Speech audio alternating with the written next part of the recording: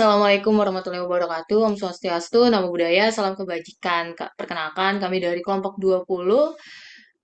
Perkenalkan, nama saya Adel dan bersama rekan saya. Virgi Septia Ferdi.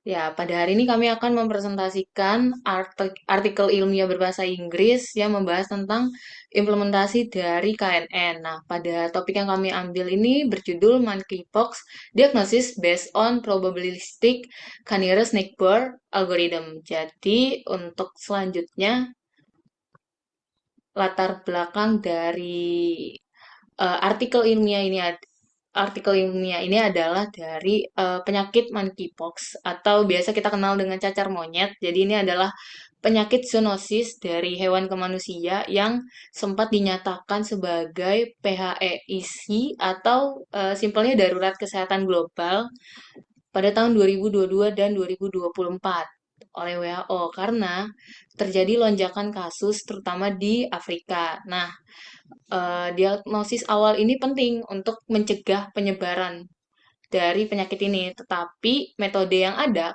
seperti PCR itu mahal, juga lama dan sulit diakses, terutama seperti daerah Afrika. Oleh karena itu, juga gejala penyakit ini tuh mirip dengan penyakit kulit yang lain. Dapat dilihat pada gambar di sebelah kanan ini nampak nggak jauh beda dengan penyakit kulit lain, sehingga cacar monyet ini sering kali di misdiagnosis gitu. Oleh karena itu, diperlukan metode diagnosis yang cepat dan akurat menggunakan teknologi kecerdasan buatan atau AI untuk bisa mendiagnosis monkeypox ini secara efektif. Dan selanjutnya adalah dari tujuan dari artikel ilmiah ini adalah penelitian ini bertujuan untuk mengembangkan strategi diagnosis monkeypox yang efektif atau disebutnya IMDS menggunakan teknik probabilistic Canary Snake Bur atau yang disebut PKNN. Nah, jadi ini adalah eh, hasil perpaduan dari pendekatan jarak KNN tradisional yang biasa kita kenal di mata kuliah machine learning dan juga dikombin dengan teori probabilitas naive bias. Nah, jadi metode PKNN ini dirancang untuk meningkatkan akurasi klasifikasi yang dapat mengatasi kelemahan KNN seperti sensitivitas terhadap pemilihan nilai K atau tetangga terdekatnya dan juga ketidakmampuan KNN dalam menangani data yang tidak seimbang. Nah,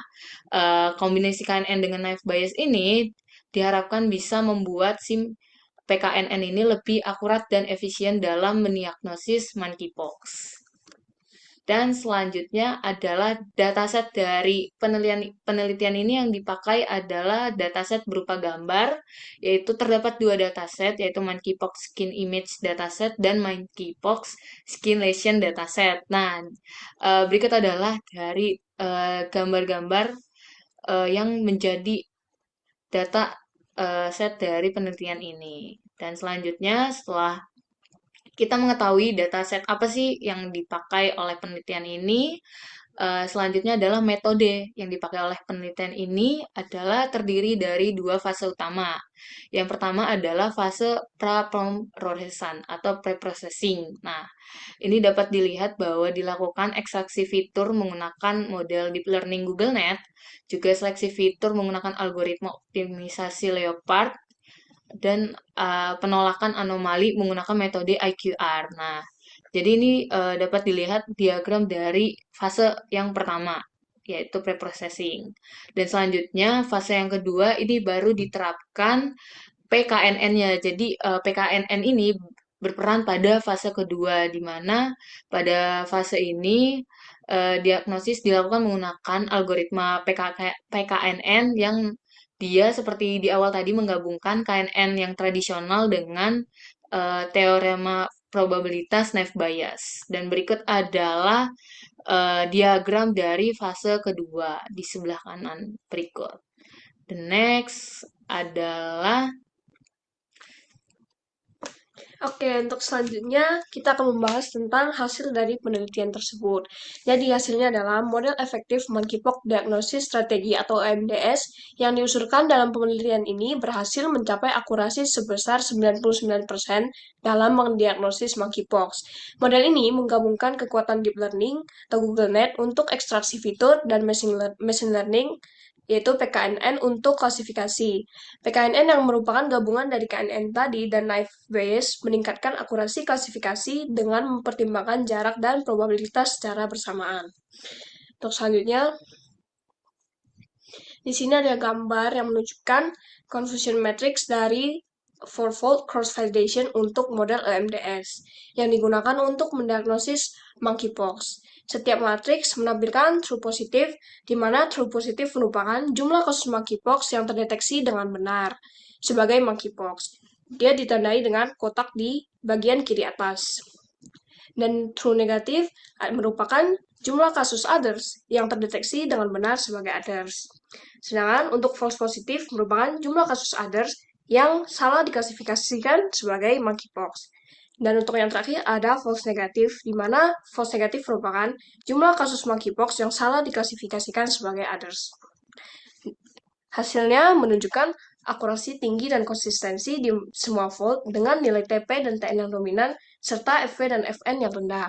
Ini membuktikan bahwa OMDS sangat efektif, stabil, dan minim kesalahan klasifikasi, sehingga cocok untuk diagnosis klinis monkeypox yang akurat dan andal. Pada gambar ini kita bisa lihat di mana nilai true positifnya itu sangat tinggi. Nah, untuk ini dia yang terprediksi monkeypox dan dia benar-benar monkeypox. Dan juga untuk yang diprediksi others, namun ternyata monkeypox nilainya lebih rendah. Untuk yang diprediksi others dan benar-benar others nilainya juga tinggi. Dan untuk yang terprediksi yang diprediksi monkeypox, namun others juga nilainya lebih rendah. Sehingga yang salah diagnosis itu lebih sedikit. Untuk selanjutnya,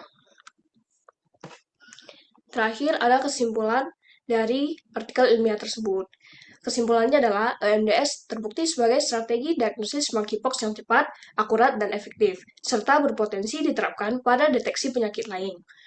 Algoritma PKNN dalam EMDS mengatasi keterbatasan KNN tradisional dengan pendekatan berbasis jarak dan probabilitas, menghasilkan akurasi yang tinggi, waktu komputasi efisien, dan efektif dalam menangani data tidak seimbang dan dimensi tinggi. Model PKNN terbukti mampu mengklasifikasikan kasus monkeypox dengan akurasi tinggi dan kesalahan yang minimal. Berikut ini merupakan sumber dari artikel yang kami bahas dalam presentasi ini. Sekian yang dapat kami sampaikan. Untuk kurang dan lebihnya, kami mohon maaf dan terima kasih.